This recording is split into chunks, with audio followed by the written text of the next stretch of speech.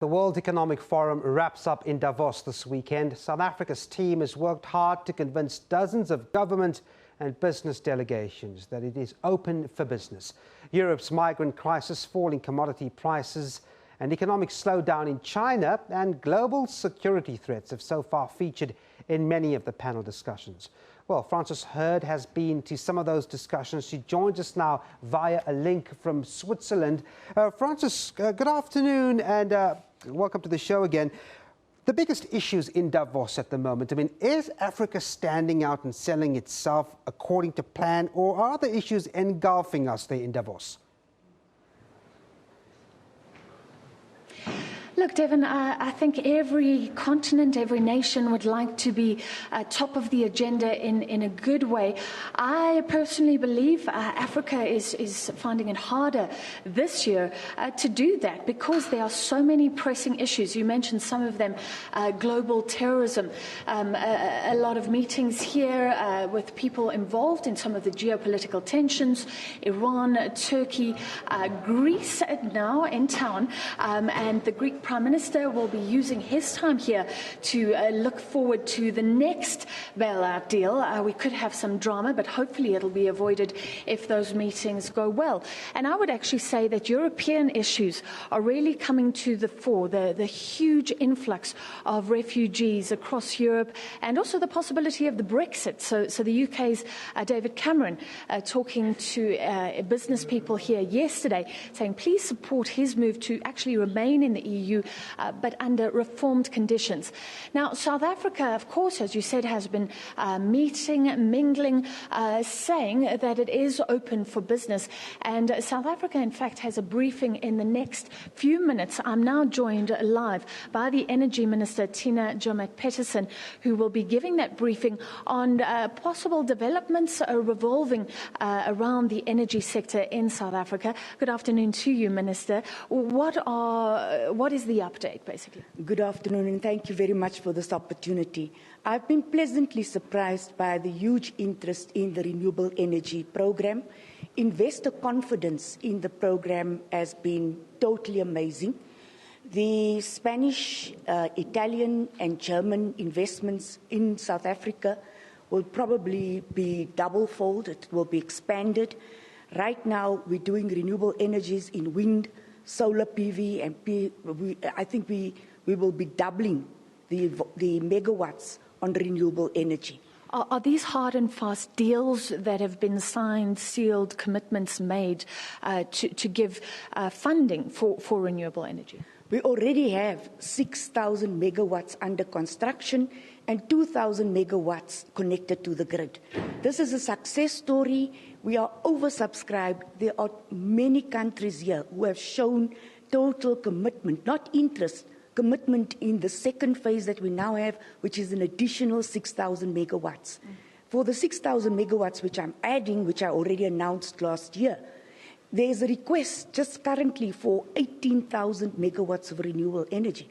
So we actually should be speeding it up. The investors are rightly saying and correctly saying that South Africa should take this program into the continent. This is the most successful story of foreign direct investment, not only in South Africa, but also in Africa. Minister, at home, the big elephant in the room is nuclear. People want to know, are we going to go ahead with nuclear, which will be part, as government has said, of the energy mix? Some people oppose, some people for. Any developments here in Davos, any discussions around that? The interest is extremely high. There's no deal made on nuclear. There's a decision which has already been made in 2010. When we issued the Integrated Resource Plan, or the IRP, in 2010, our country already took a decision to do nuclear energy. I'm the one who's implementing it. So the technology which is available, currently South Africa is doing the Generation 2 technology at Koeberg. We have to leapfrog or fast-track that to Generation 4 technology. The rest of the continent will be doing nuclear.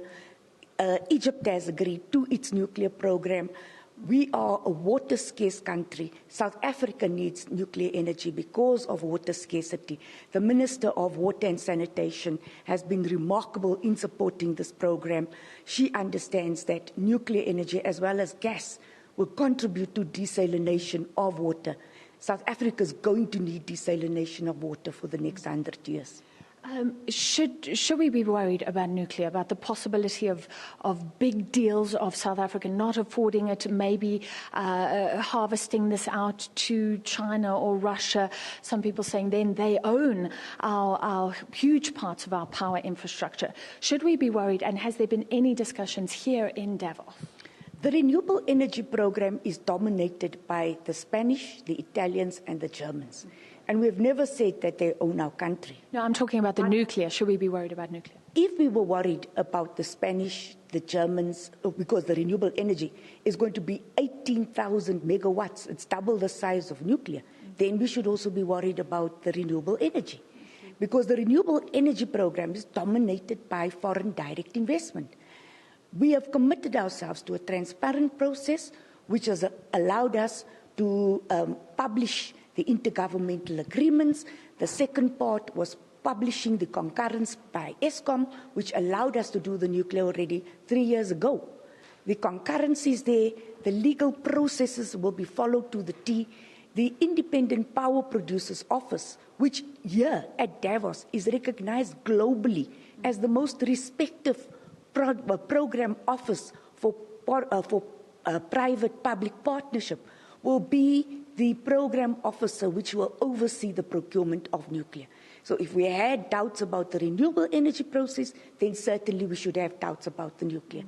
The renewable energy process was transparent, there's investor confidence, and it was independent. I believe that that office has the capacity to give us a sound and a very credible process of nuclear. There's no deals which we've signed. We have issued a request. We will now issue a request for proposals. Once that request for proposals is issued, it will be managed by the IPP or the Independent Power Producers Office.